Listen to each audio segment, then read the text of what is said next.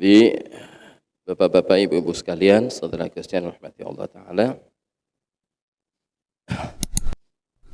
sayangnya Allah kepada umat ini, lagi-lagi karena berkah nabinya, Allah sayang lebih kepada umat ini, umat yang akhir, umat yang bungsu.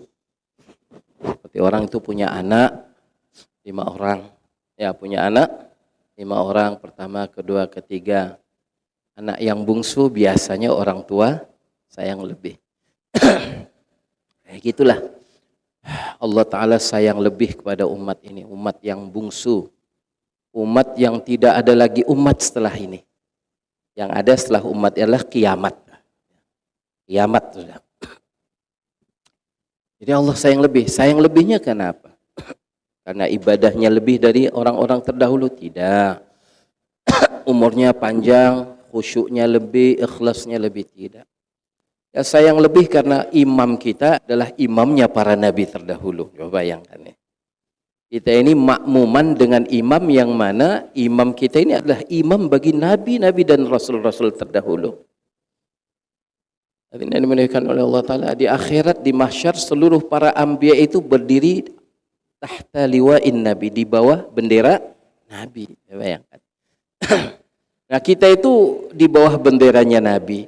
Nah, nabi-nabi terdahulu, rasul-rasul terdahulu pun mereka berada di bawah naungan liwa nabi. Liwa itu benderanya nabi. Kan syukur sekali kita punya imam yang mana imam kita ini adalah imamnya para imam-imam terdahulu. Para nabi, para rasul, orang-orang agung, orang-orang suci terdahulu, mereka ya di hadapan imamnya kita ini mereka ya makmum. Seperti kita makmumnya imam kita ini Nabi Agung Baginda Rasulullah Muhammad sallallahu alaihi wasallam, kita syukur. Jadi di antara salah satu bentuk sayang lebih Allah kepada kita umat ini, ya takdirnya kita tidak hidup sezaman dengan Nabi, ya pun negerinya jauh dari tempat Nabi dilahirkan, jauh dari tempat Nabi dakwah, jauh dari tempat Nabi diwafatkan, jauh dari tempat Nabi dimakamkan. Tetapi hadirin yang mulia, dari mana saja kita ucap salam, salam kita itu sampai ke Nabi dan dijawab salam kita oleh Nabi. Sayang lebih Allah kepada umat ini. Masya Allah. Dari mana saja kita ucap salam, sebagaimana dari mana saja kita ucap solawat ke atas Nabi, solawat kita ini sampai kepada Nabi di mana? Di Madinah. Nabi itu di Madinah. Wafatnya di sana, lalu hijrah di sana, wafat di sana, dan dikuburkan di sana. Dari arah mana saja, dari tempat mana saja kita ucap solawat atas Nabi, tetaplah solawat itu sampai kepada, sampainya macam-macam. Dalam satu hadis riwayat Al-Imam Abu Daud disampaikan, sampainya dalam bentuk satu malaikat diutus oleh Allah untuk membawa solawat kita. Dan malaikat itu berseru, dan seruan malaikat itu didengar oleh seluruh penduduk langit dan bumi. Ya Allah, ini selawat dari fulan bin fulan bin fulan. Masya Allah. Jadi tanpa kita sengaja, tanpa kita sadari, kita ini solawat sedang memasyhurkan leluhur kita. Ayah kita yang mungkin dulu nggak dikenal siapa-siapa, dengan salawat kita ini malah jadi masyhur, jadi penduduk langit. Fulan bin fulan bin fulan. Kakek kita juga jadi masyhur karena salawat kita ini. Dan nisbatnya ini kan kepada kebaikan.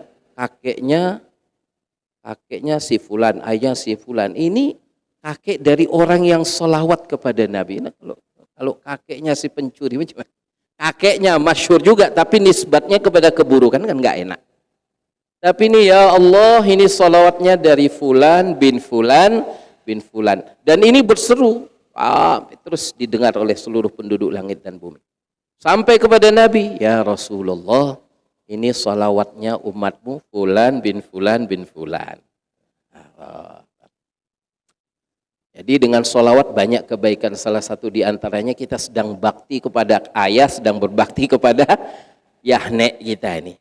Enggak kita sadari tanpa rencana itu kita sholawat saja, tapi ternyata kita sedang memperkenalkan ayah kita kepada Nabi kita. Kita sedang memperkenalkan kakek kita kepada Nabi kita loh. Ya Allah. Maka untung kalau punya cucu rajin sholawat. Maka yang punya cucu diajarin sholawat. Sebanyak mana dia sholawat, ya sebanyak itu kita juga disebut-sebut di hadapan Allah oleh para malaikatnya, disebut-sebut di hadapan Rasulullah. Pertama. Yang kedua, ada kalanya sholawat itu memang langsung, bukan melalui perantaraan malaikat.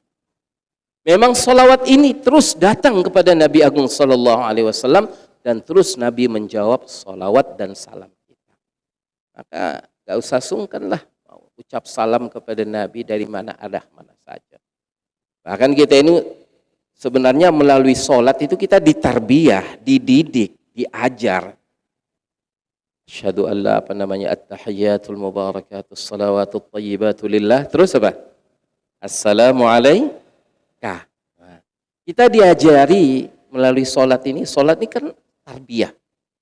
Kita dididik oleh Allah melalui amalan sholat, harus merasa Nabi itu di depan kita. Kalau engkau itu kan orang kedua. Kalau dia orang ketiga ya, saya orang pertama, engkau ada di hadapan kita mukhatab orang kedua tunggal. Kalau dia orang ketiga tunggal ya, mereka orang ketiga jamak. Nah kita ini diajar suruh ucap salam dalam sholat. Assalamualaikum. Salam untukmu wahai Nabi Agung. Kita ini supaya diajar, supaya merasa Nabi itu senantiasa dekat dengan kita. Harus merasa Nabi itu di hadapan kita. Makanya kan kita ucap salamnya bukan kirim salam kepada Nabi di sana, tidak. Assalamualaikum, terus ucap salam saja kepada Nabi Agung Baginda Rasulullah Muhammad Sallallahu Alaihi Wasallam. Maka rajin-rajin salawat. Bahkan kata Nabi dalam hadis yang sahih riwayat Al-Imam Ibnu Majah, orang yang paling mulia, paling utama dan paling dekat duduknya denganku nanti di akhirat adalah orang yang paling banyak salawat ke atasku. Ya hadirin yang dimuliakan oleh Allah Subhanahu wa taala, malam ini kita ngaji ringkas lah, ngaji agak cepat sedikit, tapi mudah-mudahan ini perkara yang penting. Allah Subhanahu wa taala ingatkan kepada kita, qul bi fadlillahi wa bi rahmatihi. Katakanlah wahai kekasihku Muhammad, bi fadlillahi dengan karunia Allah, wa bi rahmatihi. Fa bidzalika falyafrahu. Dengan kedua hal ini hendaklah sepatutnya kamu ini beriman, bergembira. Bahkan kegembiraan kita dengan dua karunia ini, fadlullah dan rahmatullah ini, wa khairum mimma yajma'un, dari apa saja yang kamu kumpulkan. Ini Allah Ta'ala berfirman seperti ini dalam surah Yunus. Maksudnya apa ini? Bifadlillahi wa rahmatihi ini maksudnya apa? Ulama-ulama tafsir menyebutkannya kelahiran Nabi Agung Baginda Rasulullah Muhammad. Jadi ternyata kata ulama, merasa gembira dan menzohirkan kegembiraan dengan nikmat lahirnya Nabi Agung Baginda Sallallahu Alaihi Wasallam adalah kehendak Allah. Memang Allah menghendaki perkara itu dari kita. Falyafrahu, hendaklah mereka gembira. Kalau ada orang itu kok biasa-biasa saja, gitu, nggak ada rasa apa-apa. Wah, apalagi kok benci macam mana? Falyafrahu, ya. Orang-orang yang belajar bahasa Arab ngertilah sedikit. Falyafrahu, ada lam yang mati. Ini lam qasam ini. Lam amar, hendaklah mereka ini bergembira. Artinya kalaupun kita ini kok nggak punya rasa kegembiraan dengan nikmat lahirnya Nabi, kita harus tanya, aku ini sedang ditimpa penyakit apa? Kok hambar ini? Orang itu kasih makanan enak kok hambar. Artinya apa? Sedang sakit. Dikasih makan enak, sebentar lagi ada kuah belangannya. Kok pas makan, kok biasa saja? Apa ini artinya? Jangan-jangan sedang sakit. Ada lagi yang lebih parah. Pas makan kok pahit, berarti sakit berat. Sakit berat. Pas makan kok enak, sehat. Loh kak, pas teringat kelahiran Nabi gembira, insya Allah alamat sehat, insya Allah. Tetapi kok biasa-biasa saja, jangan-jangan sakit. Kok marah? Ketika kita cerita tentang kelahiran Nabi, keagungan Nabi yang tampak dari peristiwa-peristiwa lahirnya, kok marah? Ini apa ini? Apa? Ya udah sakit parah lah. Sakit parah. Kalau orang kayak gini ngomong jangan didengar dan jangan diajak bicara. Kalau kita ajak bicara mesti jawabannya ngawur. Kalau dia bicara pasti ngalor ngidul. Qul, katakanlah wahai kekasihku Muhammad. Sebahagian ulama mufassir menyebutnya begini, setiap ada kata qul, katakanlah, maksudnya suarakan wahai kekasihku Muhammad. Dakwahkan perkara ini kepada umatmu wahai kekasihku Muhammad. Bifadlillah, dengan karunia Allah, wa birahmatihi, dan dengan rahmat Allah. Dengan kedua hal ini, fabidzalika falyafrahu, hendaklah mereka bergembira. Kegembiraannya itu seperti apa? Khairum mimma yajma'un. Gembiranya harus merasa gembira dari apa yang sedang kamu kumpulkan. Biasanya kita ngumpulin apa? Biasanya kita ngumpulkan apa? Kalau akademisi ngumpulkan kum untuk naik pangkat, kan begitu.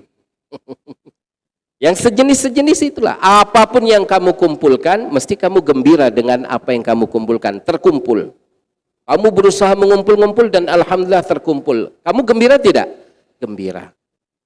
Nah, jadikan kegembiraan hatimu kepada dua perkara ini lebih dari apa yang sudah terkumpul dengan usaha yang telah kamu kumpulkan itu. Pertama, ini pertama ya.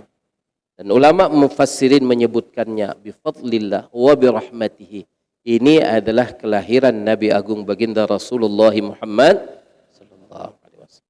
Yang kedua, nah, mungkin malam ini ngaji nggak panjang nih, tapi saya berharap ini perkara penting. Yang kedua, wa dzakkirhum bi ayyamillah. Ini juga khitabnya kepada Nabi nih. Allah perintah kepada Nabi Agung ini. Wa dzakkirhum, wahai kekasihku Muhammad, ingatkan mereka. Mereka ini maksudnya kalau zaman itu sahabat. Dan perintah ini terus berlanjut sampai kita hari ini, bahkan sampai hari kiamat. Artinya, ceritakan wahai kekasihku Muhammad kepada sahabatmu, ceritakan juga kepada mereka di belakang mereka, beritahu juga kepada sahabatmu supaya mereka menceritakan kepada orang-orang yang di belakang mereka, beritahukan juga kepada orang yang telah menerima berita ini dari sahabat-sahabatmu agar mereka meneruskan kepada orang berikut. Apa itu? Bi ayyamillah, mengenai hari-hari penting Allah. Nah ini, hari-hari Allah nih. Apa itu maksudnya hari-hari Allah? Wa dzakkirhum bi ayyamillah. Dan ajib ini hadirin yang mulia. Ya, sedikit lagi nih kalau orang yang ngaji bahasa Arab, ngaji sorof. Ngaji sorof. Wa dzakkir itu dari apa namanya? Dari wazan fa'ala yuf'ilu taf'ilan, kemudian amarnya fa'il, artinya banyak melakukan. Tawafa, banyak tawaf. Tawif, tawaflah banyak. Zakir, ingatkanlah terus menerus berulang-ulang. Nah, jadi bukan ingatkan sekali. Kalau mengingatkan sekali itu cukup. Bina akrim azkir, ingatkanlah, sudah cukup. Tapi kalau wadzakir, ingatkanlah lagi dan lagi. Kata seorang ulama besar di Pakistan, Mufti Zainal Abidin, lagi dan lagi sampai kamu tidak ada lagi. Terus mengingatkan. Apa yang kamu ingatkan kepada mereka? Bi ayyamillah, mengenai hari-hari Allah. Dan sebahagian ulama tafsir menyebutkan, wa min ayyamillah yaumun wulida fihi anbiya'ullah. Di antara yang dimaksudkan ayyamillah, hari-hari Allah itu adalah hari-hari penting, hari-hari yang perkara itu besar efeknya ke depan. Apa itu? Hari-hari kelahiran para nabi. Makanya Karena ada orang nanya, lu wah, apa sih kemarin maulid, sekarang maulid, lusa maulid lagi. Kapan, sampai kapan maulid? Loh ya sampai terus menerus.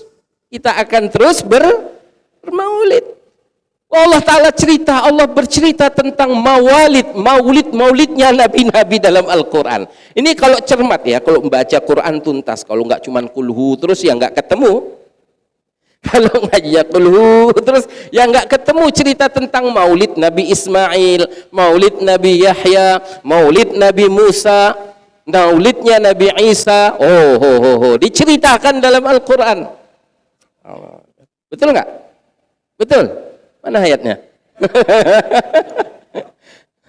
Betul nggak? Allah Ta'ala cerita maulidnya Nabi Isa itu bukan sekedar maulid nabinya, proses kelahirannya diceritakan. Tatkala Maryam sudah merasa sudah hampir tiba saat kelahirannya dan sudah mulai terasa saraf sakit, efek sakit dari geraknya apa itu mau proses kehamilan, beliau bersandar di sebuah pohon kurma. Sampai cerita bagaimana ibundanya Nabiullah Isa sudah mulai terasa akan melahirkan dan kemudian bersandar. Apa maksudnya diceritakan apa? Apa enggak cerita yang enggak penting itu? Kalau kita yang polos blong sininya kosong enggak ada apa-apa, ana penting legai kan kita. Kepe kan gitu. Tetapi enggak mungkin lah. Allah kalau cerita itu mesti penting. Kalau kita ya banyak cerita yang nggak penting. Kalau Allah menyebutkan sesuatu mesti itu ada kepentingannya. Nabiullah Musa cerita kelahirannya sampai dihanyutkannya. Wah, macam-macam cerita. Jadi cerita tentang maulid para nabi, maulid orang-orang penting dalam Al-Quran dicerita. Iya Ustaz, tapi maulidnya Nabi nggak dicerita. Nah kamu cernalah. Kalau maulidnya para nabi yang lain yang derajat kenabiannya, derajat kerasulannya, keagungannya di bawah kekasih Allah Nabi Agung Sallallahu Alaihi Wasallam, itu saja dicerita. Masa iya kamu nggak terbetik untuk menceritakan maulid nabimu sendiri yang di dalamnya banyak menyimpan hikmah rahasia tentang keagungan Allah di situ. Banyak sekali. Kayak orang, dia jumpa orang tuanya minta sesuatu, dia tidak dapatkan. Dia meminta sesuatu dari orang tuanya, dia nggak dapatkan. Akhirnya dia pukul orang tuanya. Dia pukul. Orang anak mutua pakon pohurung ci nyandesya, ana larangan dalam Quran. Ana larangan Quran. Yang dilarang dalam Al-Quran jangan bentak. Saya nggak bentak, saya minta baik-baik, nggak dapat kupukul. Janganlah kamu pukul orang tuamu. Ada nggak dalam Al-Quran? Nggak ada. Yang ada larangan, wala tanhar huma. Jangan kamu menghardik mereka. Aku tadi mintanya bagus-bagus. Kan udah betul itu. Mintanya bagus-bagus. Nggak dapat, kupukul. Apa dosa saya? Apa dosa? Ini orang bodoh. Istilah kalau orang belajar usul fikih, kalau bicara kasar saja dilarang, mukul apa lagi namanya qiyas aulawi.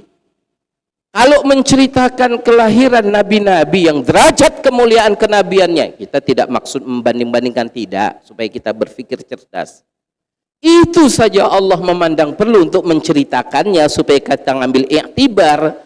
Nah, kalau menceritakan kelahiran kekasih Allah, tentulah hikmahnya lebih besar lagi. Apalagi nanti dengan menceritakannya ada efek muncul kecintaan lagi, kekaguman yang lebih besar. Kekaguman, kecintaan akan berefek mudah dalam mentaati. Ya. Kecintaan akan berefek kepada mudah ittiba, mudah mentaati.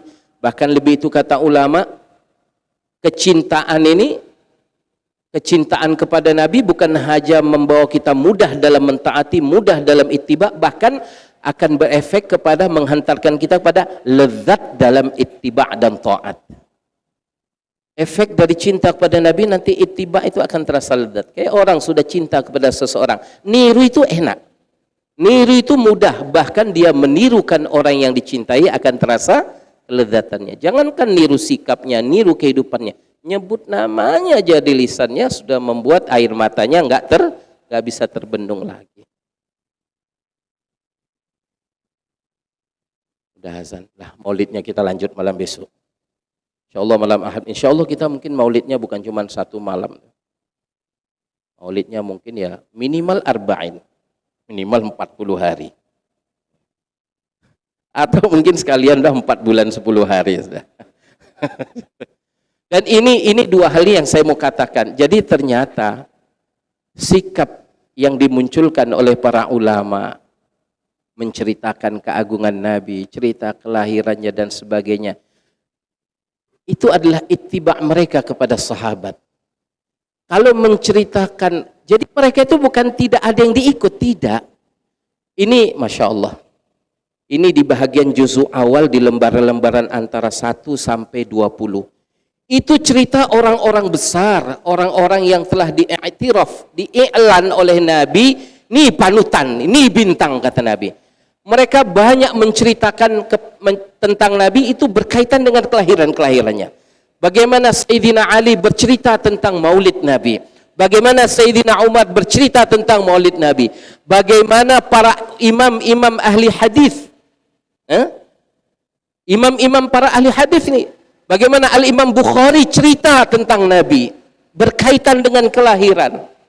Bukan tidak ada.